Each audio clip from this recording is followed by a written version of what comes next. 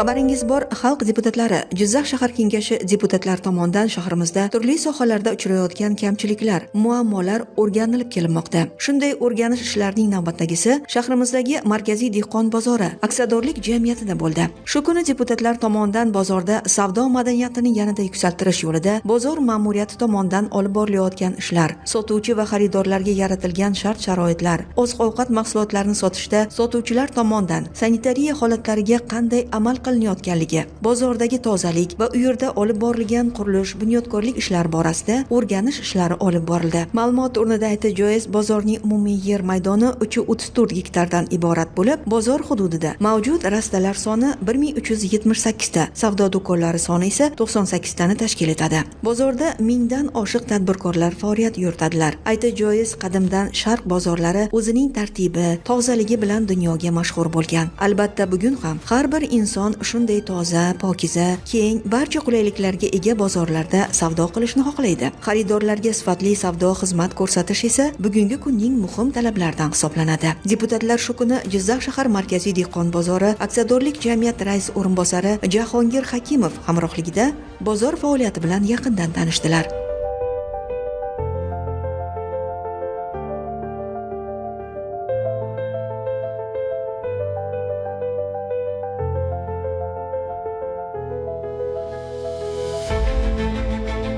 Ha, bir qarashda bozorda ancha ishlar amalga oshirilganday, ammo bu yer bozor. Bozorga esa bir kunda minglab insonlar keladi. Tonnalab mahsulotlar xarid qilinadi. Kimdir sotadi, kimdir esa xarid qiladi. Shunday ekan, ushbu maskanning toza va pokizaligi, mahsulotlarning sifati, halolligi, bozor hududining qanchalar toza va ozodaligi sotuvchi uchun ham, xaridor uchun ham juda muhimdir. Shu kuni deputatlar mazkur bozorda raqamli bozor tizimini yo'lga qo'yish orqali erishilishi kutilayotgan natijalar, bu yo'lda qo'lga kiritilgan yutuqlar bilan ham yaqindan tanishdilar.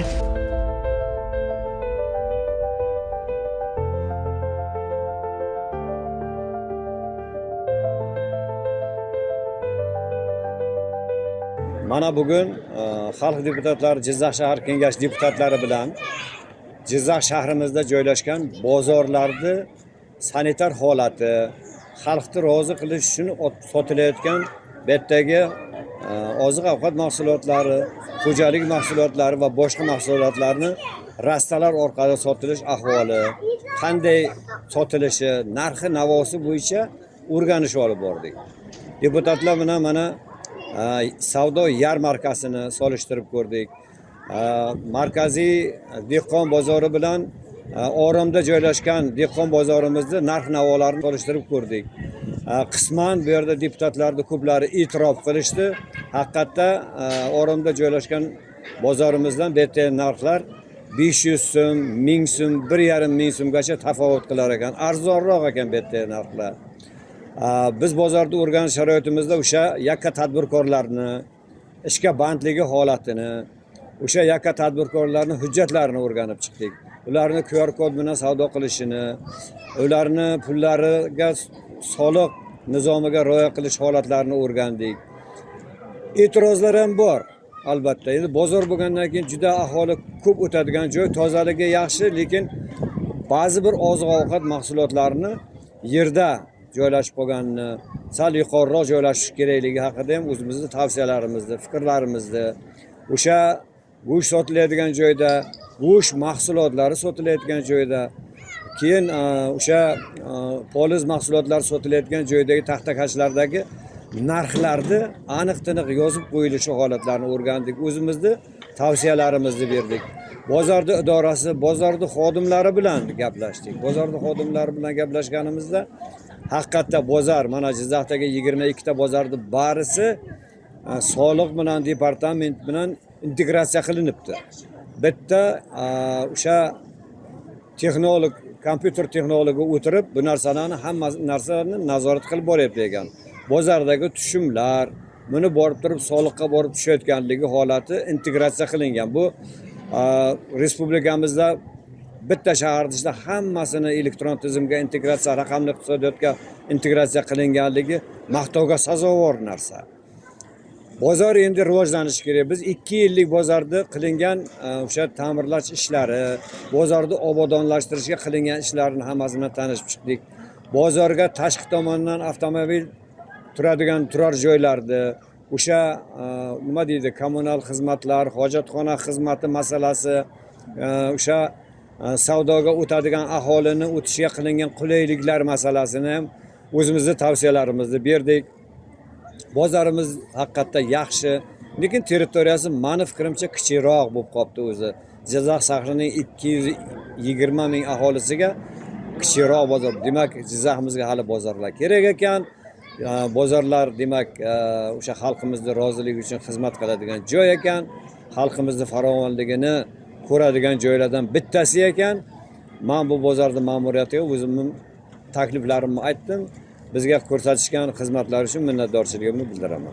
Shu kuni deputatlar shahrimizda aholiga ko'rsatilayotgan transport xizmati bilan ham yaqindan tanishdilar. Aytish joiz, keyingi yillarda mamlakatimizda barcha sohalar singari transport tizimini ham rivojlantirishga alohida e'tibor qaratilmoqda. Ayniqsa, jamoat transportlari orqali aholiga sifatli xizmat ko'rsatish bugungi kundagi eng dolzarb masalalardan biridir. Shu sababli aholiga qulayliklar yaratishga qaratilgan keng ko'lamli islohotlar amalga oshirilmoqda. O'tgan yili Xitoy Xalq Respublikasidan viloyatimiz markaziga yangi avtobuslar Ankay, Yuton va Zongtong rusumli transport vositalari olib kelindi. Yangi transport vositalari orasida Jizzax Avtotrans mas'uliyat cheklangan jamiyat tomonidan olib kelingan 8 ta Ankay rusumli avtobuslar hamda Jizzax Arion Trans tomonidan 30 ta va Oybek Super Trans mas'uliyat cheklangan jamiyat tomonidan 22 ta Zongtong rusumli avtobuslar bugungi kunda aholiga xizmat ko'rsatmoqda. Zamonaviy qulayliklarga ega ushbu avtobuslar 28 ta o'rindiqli bo'lib, GPS tizimi va 9 ta video kuzatuv kameralari, shuningdek nogironligi bo'lgan shaxslar uchun maxsus o'rindiqlar, aravachalar uchun maxsus yo'laklar, maxsus to'xtatish tugmalari bilan ham jihozlangan. Yozda salqin, qishda issiq muhit yaratuvchi, yo'lovchilarga xavfsiz va qulay xizmat ko'rsatib kelmoqda.